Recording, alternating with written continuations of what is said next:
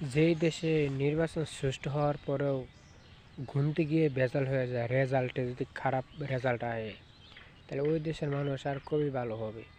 মানুষের প্রত্যেকটা মানুষে কিন্তু এবার ইনসাফের দিক দিয়েই মানুষে ভালোবাসছে, বেশি সমর্থন করছে। তবে দেখা গেছে যারা বড় বড় শিক্ষিত তারা গুনতে যাইয়া তারা ভুল করছে, কাটাছেঁড়া করছে, কারচুপি করছে, এরকম বহুত হয়েছে।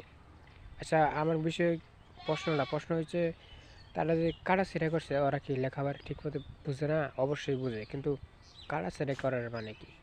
ইচ্ছা করে বা এরম করা ঠিক হলো না, এগুলা অবশ্যই আল্লাহ তালার কাছে জবাবদিহি করতে হবে।